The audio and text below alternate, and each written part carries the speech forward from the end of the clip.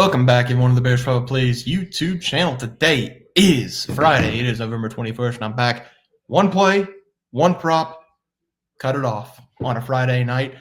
Not going to be the Hawaii UNLV game. I would have loved to break it down, but I just could not decide because Hawaii's off the island, but UNLV defense is so bad. I was thinking about the over, but it was like 68. I'm not doing that, especially with the UNLV team who's been up and down all season long. In Hawaii, they're kind of streaky as well. So we'll stay away from that game. We're going to be talking about Florida State and NC State. Before we do that, action on Wednesday night. Had a short yesterday.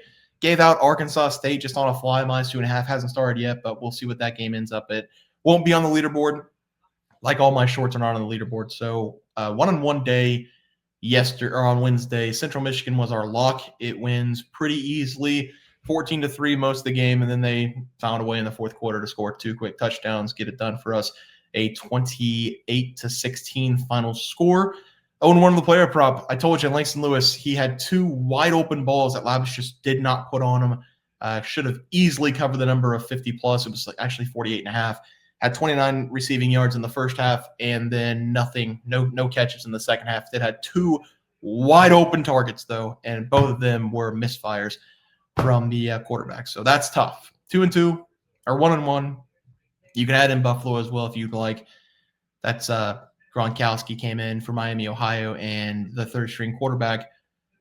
To be fair to Buffalo, anybody would have been better than Hansen in there at quarterback for Miami, Ohio. I talked about it. He cannot move the ball. I don't understand how he's even the second string. He is maybe the worst quarterback in the MAC conference. Starters, backups, third string, whatever you may have. Gronkowski comes in and just dominates Buffalo defensively. So tough there. 5-1 on the locks, though. We're doing well on the locks. Let's talk about another lock tomorrow. Not going to be the game pick. I fooled you on that. I really don't have a strong read on this one, but both these teams are fighting for a bowl game. They're both 5-win teams. If you get to 6 wins, you get a chance for a bowl game. It feels like Florida State is in a worse situation than NC State because Florida State has Florida at Florida in their last game, and NC State's at home against North Carolina. So if NC State drops this game, they could easily beat North Carolina, although North Carolina is playing a little bit better over the last couple of weeks. Bill Belichick finally has the boys playing a little bit better, but that feels like a game NC State can win next week. Florida State against Florida, not so much, even though Florida's not playing very well. That's just a tough battle for Florida State. So we're going to take them -5.5 here. Florida State has been great on the ground this season. They are top 10 in the nation on the ground this year. And NC State up front, they just don't have it. The defense has been horrendous over the last several games. And although Georgia Tech did drop that game going up against NC State, they gave up a total of 36 points. 36 points. And then NC State in the last game gave up 41 to Miami, 53 to Pittsburgh, 36 to Notre Dame. So this NC State defense has given up 35+ points in 4 consecutive games. You have to be able to run the ball for Florida State in this one. You have the advantage up front with the beef. NC State, it is a little bit weird.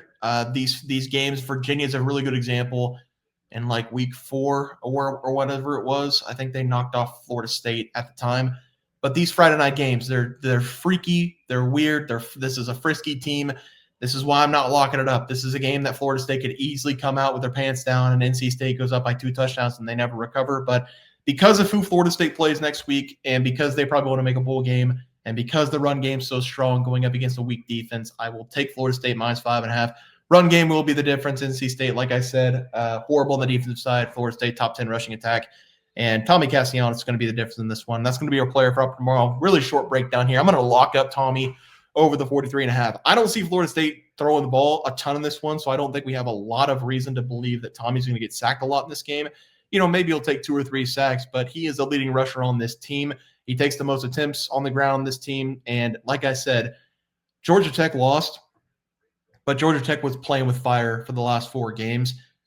They could have easily put up 45 points on NC State. They just fumbled the ball too many times and had too many mistakes on the offensive side, too many penalties. Feels like a game Florida State can dominate 200, 300 yards on the ground, something like that. And the 43.5 is not a big number for a guy who loves to run the football and will probably not take a lot of sacks in this game. So give me Tommy over 43.5 as the lock tomorrow on the college football side. Florida State -5.5 is the other play. Guys, going to do it for NCAA football picks and props for Friday, November 21st. We're going to have probably 3 or 4 games to break down on Saturday, a Division II game as well, and probably 3 or 4 player props because the games on Saturday are really, really, really bad. We have a lot of 45-point favorites on Saturday, which is not going to be fun to watch. But that's going to do it. We'll see you guys next video. Thanks for watching.